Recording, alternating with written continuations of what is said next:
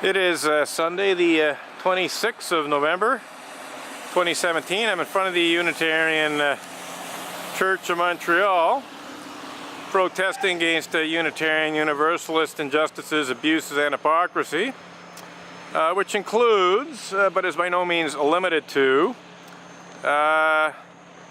Unitarian Universalists going to extreme and foolish lengths to conceal clergy sexual abuse, including such despicable crimes as pedophilia and rape committed by certain Unitarian Universalist ministers and certain Unitarian Universalist Sunday school teachers and certain Unitarian Universalist lay people such as Richard Buell of First Parish Norwell.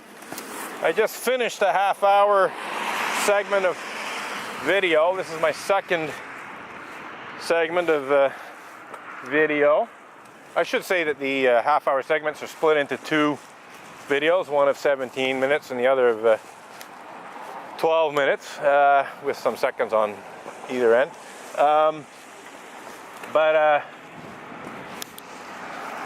Essentially, what happened in the final minutes of the last video clip was police van of the group. Oh shit. Here we go. This car almost ran into a cyclist, a very visible cyclist. I saw that.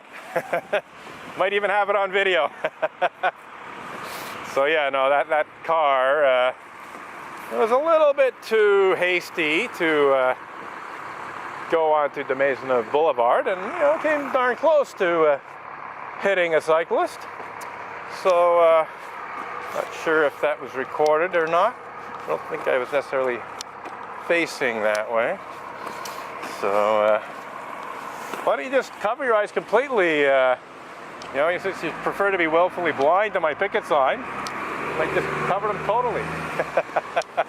So that's Stanislaus, as I like to call him, the current president of the Unitarian Church of Montreal.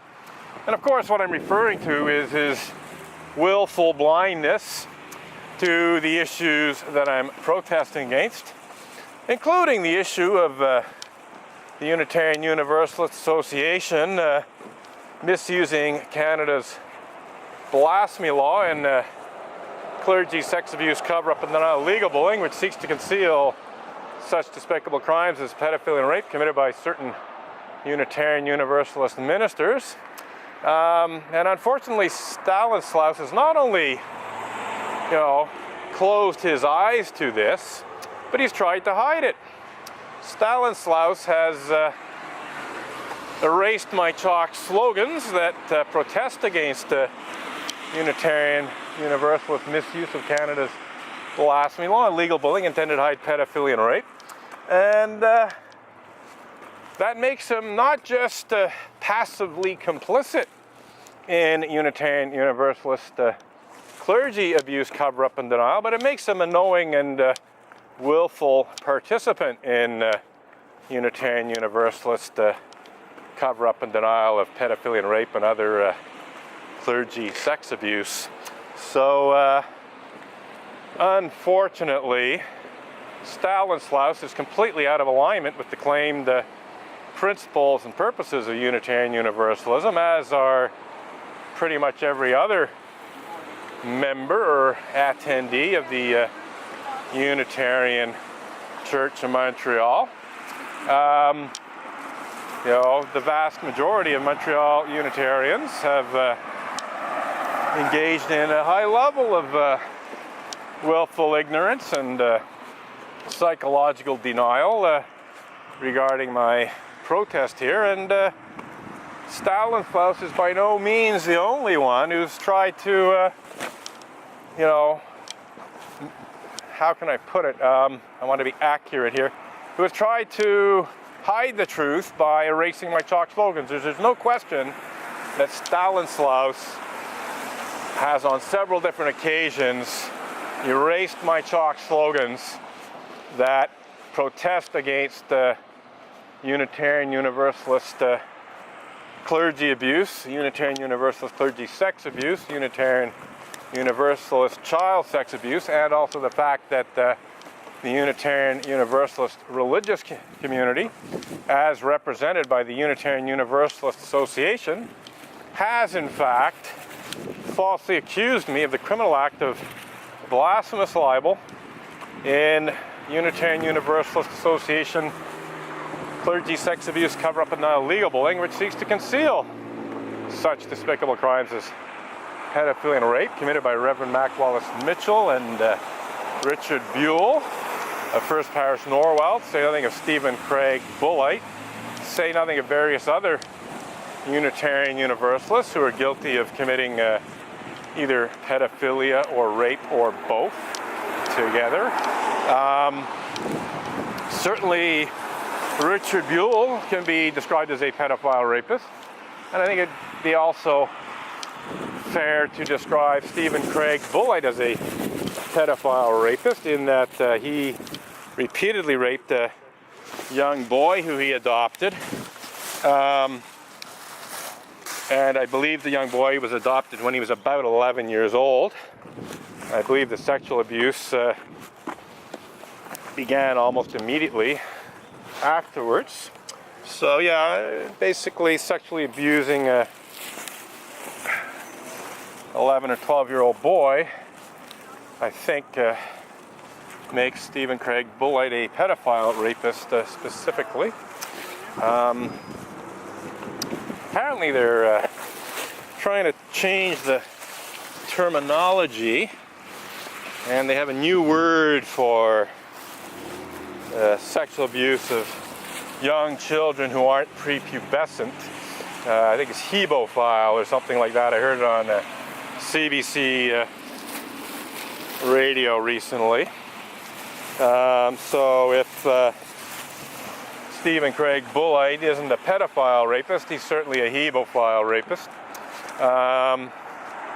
And, the whole, Anonymous actually contests the use of the word pedophile on fairly logical grounds. Pedophile means someone who loves young prepubescent children. Sexually abusing prepubescent children, sexually molesting prepubescent children isn't exactly what most people would consider to be love. Most people would consider that to be abuse, and essentially the exact opposite of love.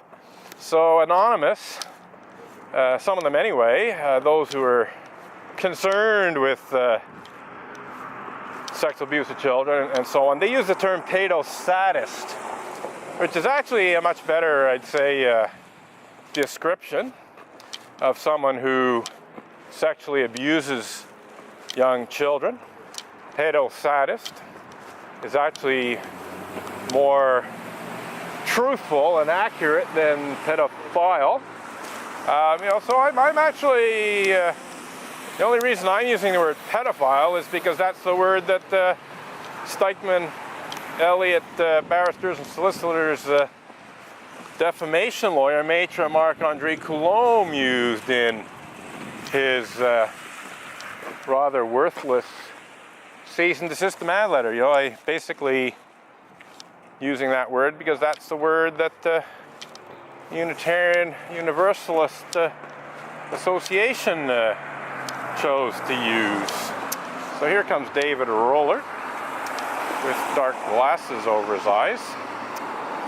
So it might be to keep the sun out of his eyes, might be to also not see my picket signs. It also might be to hide the heavy bags I saw under his eyes last Sunday when he wasn't wearing dark glasses. Seemed to be having a certain lack of sleep. Kind of.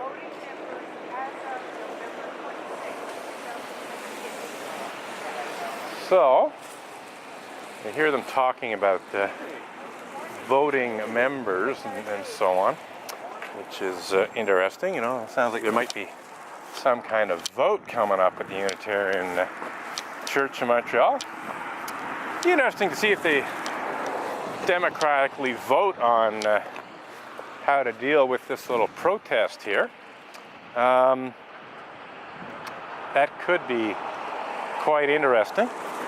And it's not entirely impossible that that may be what they're talking about. It's possible there's some kind of vote happening. Good day. So it's interesting. Got a nice, pleasant, good day from them, and then they're going into the Unitarian Church of Montreal. So anyhow, now that's interesting. And the reason I am speculating here that there might possibly be a vote being held regarding my protest outside the Unitarian Church of Montreal is because a few weeks ago now, I think it's actually 4 weeks ago now, a woman, claiming to be a member of the church's Justice Committee, which I didn't even know existed, but I never seen a Justice Committee listed as one of the committees of the Unitarian Church of Montreal. But nonetheless, this woman claiming to be a member of the Justice Committee was outside, and she was looking at my picket signs and taking notes. And so I went over and had a little chat with her, and I explained to her what the picket signs were about. I tried to explain what each picket sign slogan was referring to and what it meant. I don't know if she got all of them, but I explained at least 3 or 4 of the picket sign slogans to her, and we had a nice little discussion. And it turned out that the reason she was taking notes was because the Justice Committee was discussing my protest that day, 4 Sundays ago, which is an interesting development.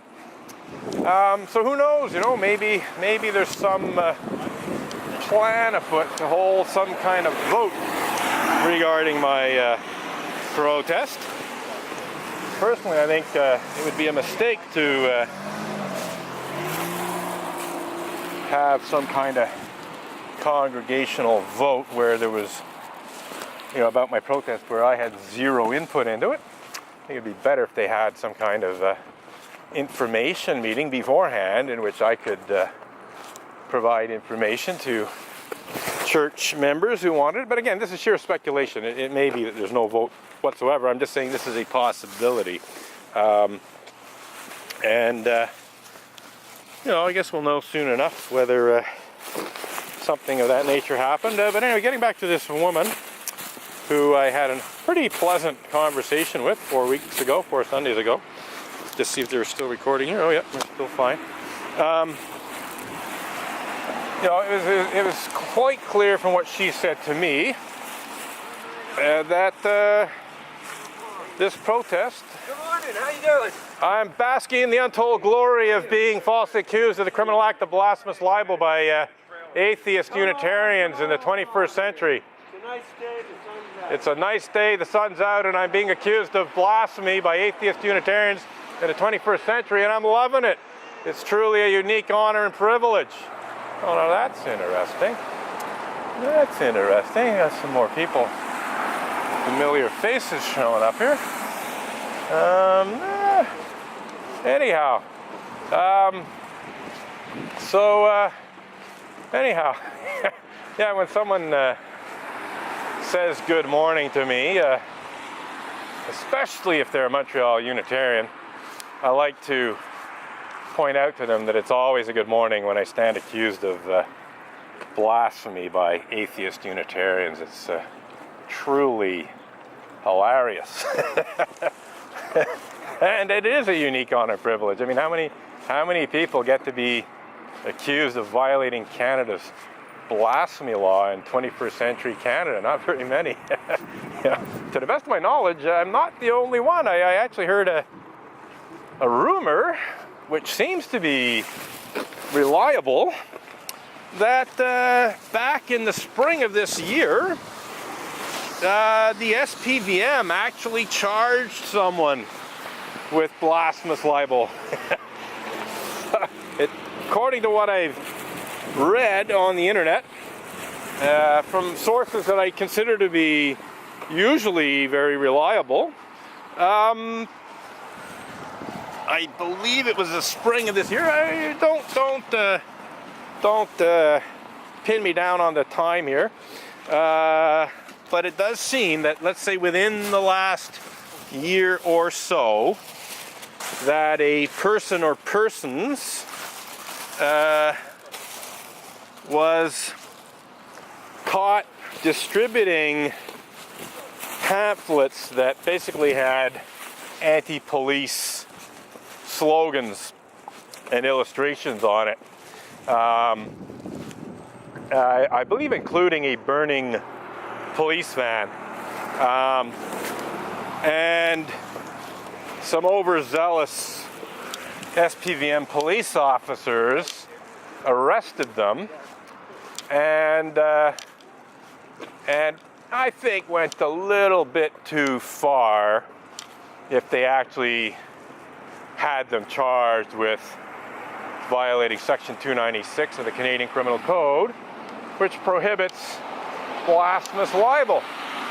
But that's what I heard. That's what I heard happened is that some SPVM cops actually charged one or more people with blasphemous libel for distributing pamphlets or posters of an anti-police nature. Who knew that the SPVM, that is the Service de la Police de la Ville de Montreal, was a religion?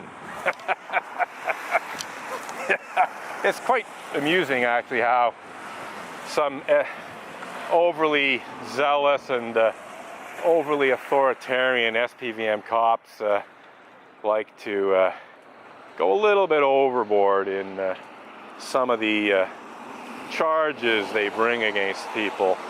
There might have been some legitimate charges that they could have brought against these people for distributing anti-police